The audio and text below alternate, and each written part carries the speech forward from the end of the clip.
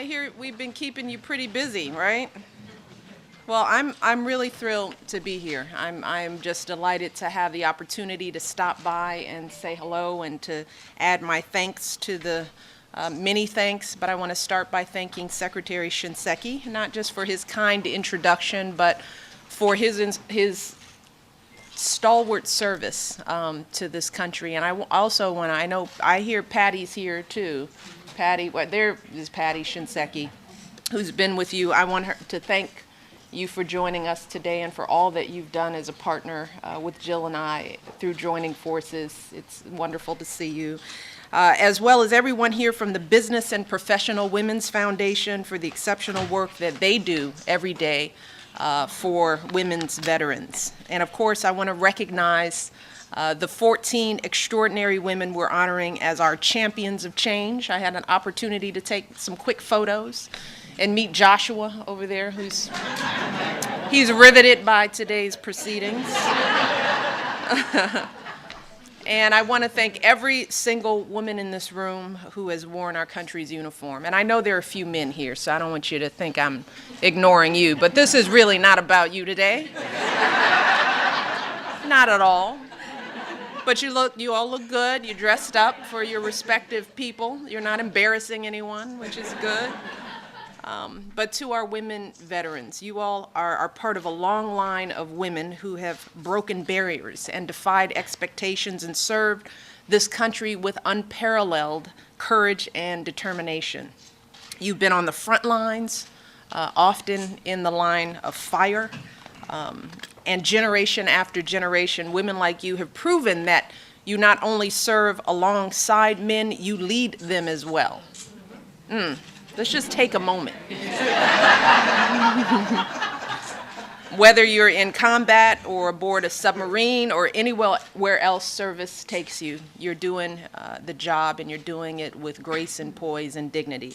And the beautiful thing about our veterans, and this is especially true for our women veterans, is that long after you stop serving this country, you don't stop serving it after you hang up your uniforms. And that's something that we say all the time about our veterans. It's important for the nation to understand that you all, keep working.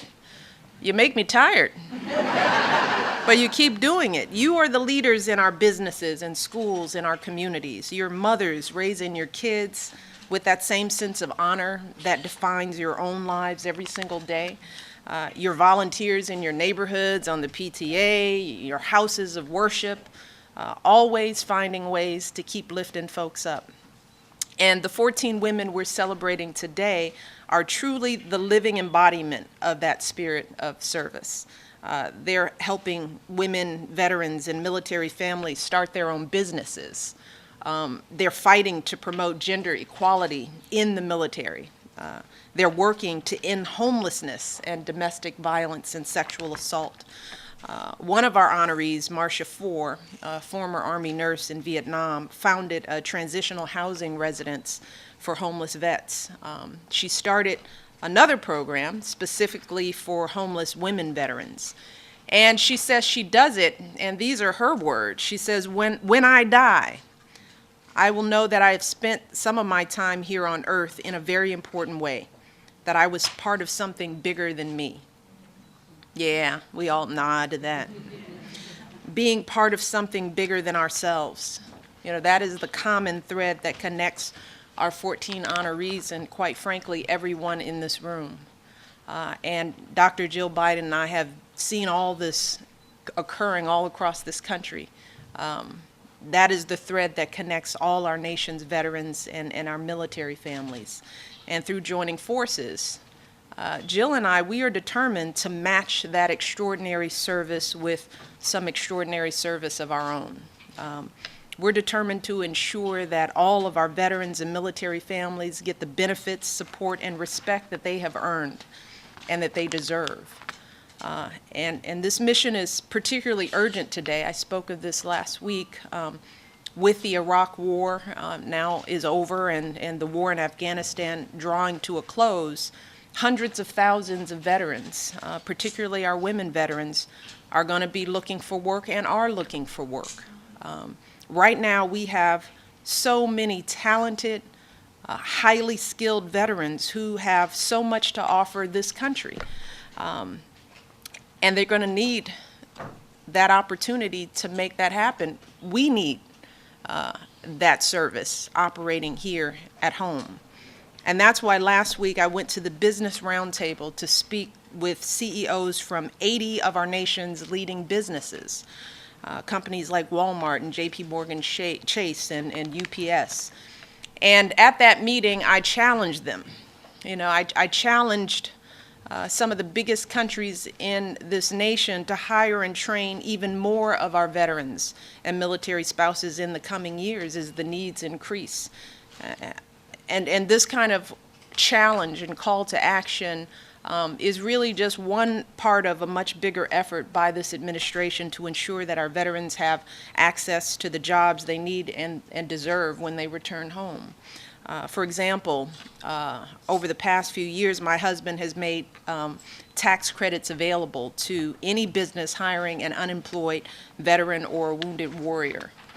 We've also been working to help our troops translate their skills into civilian resumes and match them with careers that suit their experiences. We've created an online jobs bank, and we're connecting companies across America to veterans and local communities through our American Job Centers that have been created.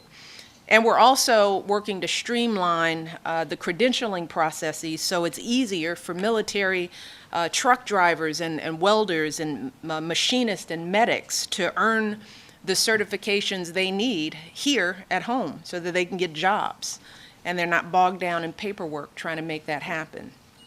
And I have said this before, but this work couldn't be more urgent. With so many women hanging up their uniforms and looking for that next mission, because that's what you all are doing. You're just transitioning missions. We know that right now is the time when you need us most. And that's what we've been talking to this nation about, because everyone is grateful, right? We live in a grateful nation.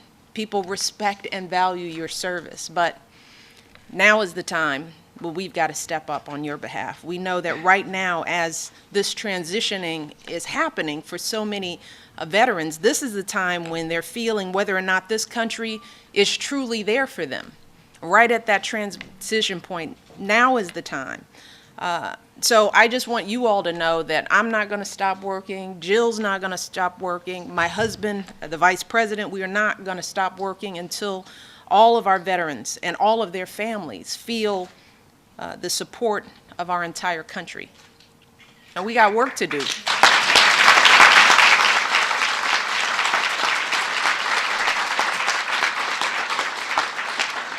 Because here's the thing about our veterans.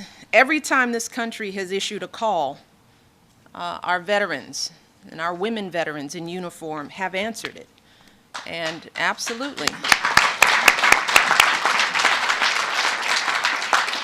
And as the 14 women we honor today remind us, they continue to answer that call as veterans every single day in our communities.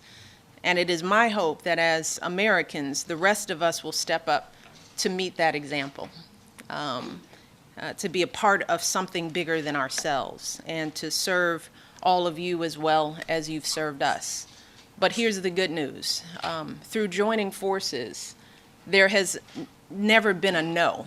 There isn't a request that we have made, a challenge that we've issued, that this country, from every sector, private, nonprofit, our businesses, our houses of worship, people are ready and willing to answer the call for you.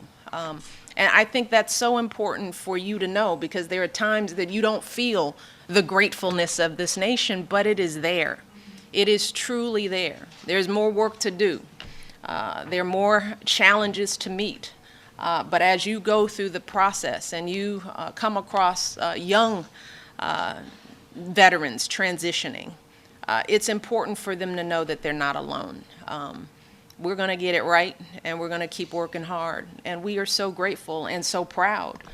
This is one of the best things I do every single day, is work with our service members, our veterans, and their tremendous families, because None of you, I know, could do what you do without somebody having your back. And that's usually a spouse or a son or a daughter or someone else who has sacrificed tremendously so that you could serve.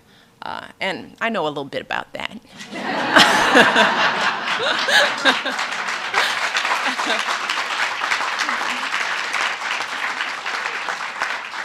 So thank you to our champions of change. As I told them, just don't get tired. We still need you.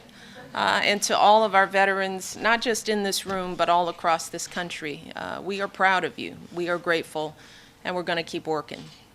Just keep working for our nation, because we still need you. Thank you for being here. God bless. Take care.